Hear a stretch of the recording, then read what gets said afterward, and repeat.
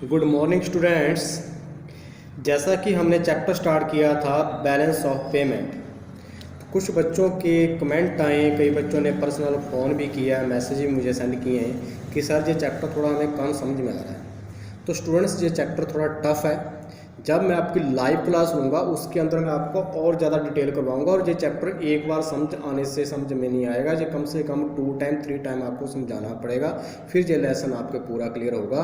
तो जैसे हमारी लाइव क्लास होगी उसके अंदर मैं और बेटर वे से क्लियर करूँगा, लेकिन अब हमारी जो मजबूरी है लॉकडाउन की, इसको आप भी समझें। जितना आपके समझ में आ रहा है कोशिश करें बार बार वीडियो देख के और इसको रीडिंग करने की कोशिश करें ताकि आपके कुछ ना कुछ समझ में आए।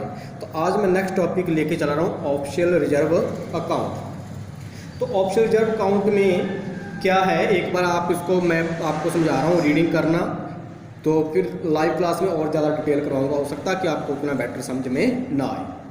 The overall balance is finally reflected in the official reserve account of the RBI. तो जितना भी जो इसका ओवरऑल बैलेंस होता है ऑफिशियल रिजर्व अकाउंट का, किसके अंदर शो किया जाता है, इसको आरबीआई के जो अकाउंट है हमारे सेंट्रल बैंक का उसके अंदर। और RBI is the custodian of forex reserve of the country. तो आपको सभी को मैंने पहले बता रखा है कि जो हमारे फॉरेन एक्सचेंज रिजर्व होते हैं उसका रख रखाव का काम किसके पास होता है, आरबीआई के पास होता है। और इसमें क्या होता है कि आरबीआई जो है हमारे जितना भी फॉरेन एक्सचेंज हमारे पास इनफ्लो होता है या आउटफ्लो होता है वो किसके रूट थ्रू होता है, आरबीआई के थ्रू ही होता है। यदि हमारे पास ओवरऑल बैलेंस पॉजिटिव है, इससे हमारे ऑफिशियल रिजर्व क्या हो जाएंगे, इंक्रीज। और यदि हमारे पास ओवरऑल बैलेंस क्या है, नेगेटिव है, तो वो क्या हो जाएंगे, हमारे ऑफिशियल रिजर्व क्या हो जाएंगे, डिक्रीज हो जाएंगे। तो हम इसमें लेके चल रहे हैं। दोबारा फिर मैं बता रहा हूँ कि यदि क्या कहता है कि हमारे पास ओवरऑल बैलेंस पॉजिटिव के अंदर है, ओवरऑल बैलेंस किसके अंदर है, हमारे पास ओवरऑल बैलेंस को हम शो कर रहे हैं पॉजिटिव, तो इससे हमारे पास फॉरेन एक्सचेंज रिजर्व जो हैं, जो हमारे ऑफिशियल रिजर्व हैं, वो इंक्रीज हो जाएंगे। और यदि ओवरऑल बैलेंस हमारा क्या है, नेगेटिव है, तो इससे क्या हो जाएंगे, इससे इंक्रीज होंगे, और नेगेटिव है तो इससे क्या हो जाएंगे, डिक्रीज हो जाएंगे। अब हम क्या करते हैं कि जैसे मैंने आपको कैपिटल अकाउंट करवाया था, तो मैं एक डेफिनेशन लेकर चल रहा हूँ। कहता official reserve account is shown as a part of the capital account. कहता है जब हम ऑफिशियल रिजर्व को दो तरीके से पढ़ेंगे, एक तो हम उसको कैपिटल अकाउंट का पार्ट लेके चलेंगे और एक जगह हम उसको कैपिटल अकाउंट का पार्ट नहीं लेके चलेंगे। रेदर देन ए सेपरेट अकाउंट, उसको सेपरेट अकाउंट शो नहीं किया जाएगा, उसको किसका पार्ट माना जाएगा, ऑफिशियल रिजर्व को कैपिटल अकाउंट का पार्ट ही माना जाएगा। जब हम कैपिटल अकाउंट का पार्ट मानेंगे तो बीओपी ऑलवेज किसका रहेगा, बैलेंस के अंदर रहेगा, यानी करंट अकाउंट बैलेंस प्लस में कैपिटल अकाउंट बैलेंस किसके इक्वल होगा, जीरो के इक्वल होगा, ऑलवेज बैलेंस के अंदर रहेगा। इससे हमारी कंट्री के अंदर ना तो कोई इनफ्लो की मूवमेंट होगी, ना इंक्रीज डिक्रीज की कोई भी मूवमेंट नहीं होगी, ना तो आएगी इनफ्लो ना आउटफ्लो होगा। इससे इंक्रीज इन ऑफिशियल रिजर्व इसको हम किस साइन से शो करते हैं, नेगेटिव साइन से, और डिक्रीज को किस साइन से शो करते हैं, हम पॉजिटिव साइन से शो किया जाता है। फिर पॉइंट हमारे पास आता है next, in case of official reserve are not shown as a part of capital account. यानी हम इसको कैपिटल अकाउंट का पार्ट ऊपर हमने लिया था, अब इसको कैपिटल अकाउंट का पार्ट लेके चल रहे हैं, इसमें हम कैपिटल अकाउंट का पार्ट नहीं लेके चल रहे। The official reserve account is separately presented, उसको अलग से क्लासीफाई किया जाता है। जब हम अलग से लेके चलेंगे तो बीओपी हमारा बैलेंस का नहीं रहेगा, बीओपी क्या हो जाएगा, डिसइक्विलिब्रियम में आ जाएगा, जहाँ वो सरप्लस का होगा, जहाँ वो किसका होगा, डेफिसिट का होगा। यदि बीओपी हम सरप्लस का लेके चलते हैं, current account balance surplus plus में कैपिटल अकाउंट सरप्लस, दूसरा डेफिसिट का क्या हो सकता है, करंट अकाउंट डेफिसिट प्लस में कैपिटल अकाउंट डेफिसिट। तो जहाँ तो वो डिसइक्विलिब्रियम में रहेगा, इक्विलिब्रियम में नहीं रहेगा वो, जहाँ तो सरप्लस का हो सकता है, जहाँ वो किसका हो सकता है, डेफिसिट का हो सकता है। BOP always balance when official reserve account is a part of capital account. कहता है कि जो BOP है हमारे पास ऑलवेज बैलेंस में कब रहेगा, जब ऑफिशियल रिजर्व अकाउंट को हम किसका पार्ट मान के चलते हैं, कैपिटल अकाउंट का पार्ट लेकर चलते हैं, तो BOP ऑलवेज बैलेंस में रहेगा। Current account balance plus capital account balance किसके इक्वल आएगा, जीरो के इक्वल होगा। स्टूडेंट ये ध्यान रखना है, यदि हम उसको सेपरेट अकाउंट लेके चलते हैं ऑफिशियल रिजर्व अकाउंट को, तो वो डिसइक्विलिब्रियम का होगा, जहाँ वो सरप्लस का रहेगा, जहाँ वो किसका रहेगा, डेफिसिट का रहेगा। Next, equilibrium and disequilibrium in BOP. तो जैसा कि आपको मैंने इसमें बताया है इक्विलिब्रियम और डिस इक्विलिब्रियम, तो इक्विलिब्रियम के अंदर हमारे पास क्या आता है, BOP equilibrium, current account balance plus capital account balance plus error and omission is equal to 0।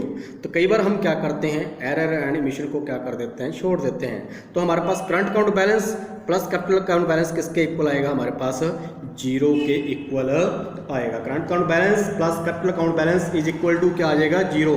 किसको छोड़ दिया जाए, एरर एंड एमिशन को यदि हम क्या कर दिया जाए, छोड़ दिया जाए, लेफ्ट कर दिया जाए। आगे हमारे पास पॉइंट क्या आता है, कहता we can say that BOP is an state of equilibrium when any negative balance in the current account. तो कई बार क्या होता है कि जो करंट काउंट है, current account CAD, current account always negative balance ही लगभग होता है, क्योंकि हमारे इंपोर्ट्स ज़्यादा हैं और एक्सपोर्ट्स क्या होते हैं, हमारे कम होते हैं। मे बी वो गुड्स हो, मे बी वो क्या हो, सर्विसेज। तो जो करंट काउंट डेफिसिट है उसको किससे पूरा किया जाता है, कैपिटल काउंट के पॉजिटिव बैलेंस से उसको क्या कर लिया जाता है, पूरा कर लिया जाता है। इसलिए BOP ऑलवेज किसका रहता है, बैलेंस का रहता है। इससे हमारे पास ना तो फॉरेन एक्सचेंज आती है ना फॉरेन एक्सचेंज जाएगी। करंट काउंट का जो डेफिसिट है, जहाँ कैपिटल काउंट का जो पॉजिटिव है, उन दोनों को आपस में क्या होता है, इक्वल। यानी जो हमारे पास इनफ्लो और आउटफ्लो किसका, फॉरेन एक्सचेंज का, दोनों क्या होंगे, ऑलवेज एक दूसरे के इक्वल होंगे।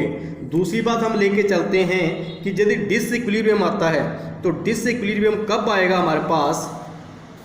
इसमें एक बार और मैं बता दूं, BOP इक्विलिब्रियम में current account balance plus capital account balance किसके इक्वल होगा, 0 के। No change in official reserve, अब इससे ऑप्शनल रिजर्व में कोई भी चेंज नहीं होगा, क्योंकि इनफ्लो और आउटफ्लो दोनों क्या होंगे, एक दूसरे के इक्वल होंगे। जितनी हमारे पास फॉरेन एक्सचेंज आएगी उतनी हमारे से जाएगी, इसलिए ये किसके इक्वल होगा, 0 के। और जो हमारे पास ऑप्शनल रिजर्व है इसके अंदर कोई भी चेंज नहीं आएगा, ना इंक्रीज होंगे ना डिक्रीज होंगे। अब आता है डिसइक्विलिब्रियम। तो डिसइक्विलिब्रियम कब आता है, जब current account balance plus capital account balance 0 के इक्वल नहीं है। जहाँ तो वो कोई पॉजिटिव नंबर हो सकता है, जहाँ वो क्या हो सकता है, नेगेटिव। यदि पॉजिटिव नंबर है तो BOP किसका होगा, surplus. Current account balance plus capital account balance क्या हो गया हमारे पास, पॉजिटिव। जहाँ क्या हो सकता है, BOP deficit, current account balance plus capital account balance किसके इक्वल हो गया, नेगेटिव हो गया। तो जब ये पॉजिटिव है तो ये सरप्लस का आएगा, नेगेटिव है तो ये किसका आएगा, माइनस का आएगा। जब ये पॉजिटिव नंबर है तो इससे हमारे पास क्या होगा, फॉरेन एक्सचेंज हमारी कंट्री में आएगी।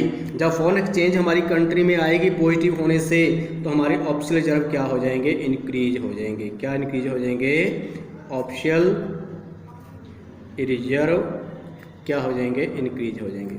जहाँ पे नेगेटिव बैलेंस है तो ऑप्शनल रिजर्व क्या हो जाएंगे,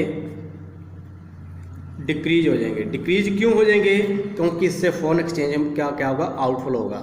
जहाँ पे फॉरेन एक्सचेंज का क्या होगा, इनफ्लो होगा। जहाँ पे फॉरेन एक्सचेंज आएगी, जहाँ पे फॉरेन एक्सचेंज हमारे से जाएगी। आगे हम ले रहे हैं point students, difference between autonomous and accommodating item. तो मैं थोड़ा सा ऑटोनॉमस आइटम और अकोमोडेटिंग आइटम्स के बारे में आपको बता दूं कि जो ऑटोनॉमस आइटम होती हैं, इनका मेन पर्पज हम किस लिए, जो ट्रांजैक्शन हम किस लिए करते हैं, इनका मेन पर्पज होता है प्रॉफिट अर्न करना। और जो अकोमोडेटिंग आइटम्स होती हैं उनका मेन मोटो जो होता है प्रॉफिट अर्न करना नहीं होता। इसलिए ऑटोनॉमस आइटम के अंदर क्या होता है, जब प्रॉफिट पर्पज के लिए जो ट्रांजैक्शन करते हैं तो इससे हमारा BOP इम्बैलेंस के अंदर आ जाता है। किसके अंदर आ जाता है, इम्बैलेंस। इसमें क्या हो सकता है, वो हमारा कैपिटल काउंट घाटे का भी हो सकता है, डेफिसिट का भी हो सकता है, और किसका हो सकता है, सरप्लस का भी हो सकता है। लेकिन अकोमोडेटिंग आइटम के अंदर हम प्रॉफिट पर्पज के लिए ये नहीं करते, इसलिए हमेशा जो बैलेंस होता है वो उसको करेक्ट करने के लिए किया जाता है, रिस्टोर करने के लिए किया जाता है। दूसरी बात इसमें आती है कि जो हमारे ऑटोनॉमस आइटम है, इसमें जो गुड्स होती हैं उसकी मूवमेंट होती है, बॉर्डर क्रॉस होती है। जैसे आप करंट काउंट में लिया था कि गुड्स जहाँ तो हम इंपोर्ट करते हैं, जहाँ एक्सपोर्ट करते हैं, यानी गुड्स का मूवमेंट होता है, गुड्स और सर्विसेज का। लेकिन अकोमोडेट जो कैपिटल काउंट में हमने लिया था कि इसमें मूवमेंट नहीं होती। सेम टाइप अकोमोडेटिंग में होता है, अकोमोडेटिंग के अंदर मूवमेंट नहीं होती गुड्स की बॉर्डर से। और अब मैं इसके आपको थोड़ा सा डिफरेंस बता दूँ। ऑटोनॉमस वैसे तो मैंने बता ही दिए, फॉर कंसिडरेशन ऑफ प्रॉफिट, ये किस पर्पज के लिए ट्रांजैक्शन किए जाते हैं, प्रॉफिट अर्न करने के लिए। और ये ट्रांजैक्शन क्या होता है, free from the consideration of profit, जब प्रॉफिट का पर्पज प्रॉफिट अर्न करना नहीं है। जब ये कहता है कि ऑटोनॉमस प्रॉफिट अर्न करने के लिए किया जाते हैं, तो इसका कॉज क्या था कि BOP हमारा किसका हो जाता है, इम्बैलेंस का। जहाँ तो वो सरप्लस का होगा, जहाँ वो किसका होगा, डेफिसिट का होगा। इसमें क्या होता है कि हम प्रॉफिट करना हमारा पर्पज नहीं है, इसलिए रीस्टोर ऑफ बीओपी बैलेंस, यानी यदि हमारा इम्बैलेंस के अंदर आ जाता है तो उसको किसके अंदर कोशिश की जाती है कि बैलेंस के अंदर लाया जाए। इम्बैलेंस है तो उसको करेक्ट करने की कोशिश की जाती है। Involve the movement of goods across the border, इसके अंदर गुड्स क्या होती है, बॉर्डर से क्रॉस होती हैं, जहाँ इंपोर्ट होगा जहाँ क्या होगा एक्सपोर्ट। इंपोर्ट करेंगे गुड्स आएगी, एक्सपोर्ट करेंगे गुड्स जाएगी, यानी गुड्स बॉर्डर से क्रॉस होगी। Note involve the movement of goods across the border, इसमें कहता है जो मूवमेंट होती है उसको इंक्लूड नहीं करते, इन्वॉल्व नहीं करते। इसको हम बोलते हैं अबव द लाइन आइटम, इसको क्या बोलते हैं हम, बिलो द लाइन आइटम। तो स्टूडेंट्स ये चैप्टर था। बाकी ये चैप्टर जब आपकी लाइव क्लास होगी उसमें आपको ज़्यादा डिटेल स्टडी करवाएंगे, तो आपने ये करना है, कोशिश करनी है पढ़ने की। अब आपको मैं 3 डिफरेंस बता रहा हूँ, 3 डिफरेंस आपने घर से खुद करने हैं, ना समझाए मेरे से बात करना, मैंने करवा दिया। Difference between current account and capital account, किसके बीच डिफरेंस करोगे, करंट काउंट और कैपिटल काउंट के बीच। दूसरा डिफरेंस करोगे आप trade account and balance of payment. Third difference करोगे balance of payment and balance of trade, यानी बीओपी एंड बीओटी। फर्स्ट क्या बताया था, difference between current account and capital account. Second बताया था balance of trade and current account balance. और third हमारे पास क्या है, बीओपी एंड बीओटी। तो ये 3 डिफरेंस आपने स्टूडेंट्स करने हैं। Thank you students.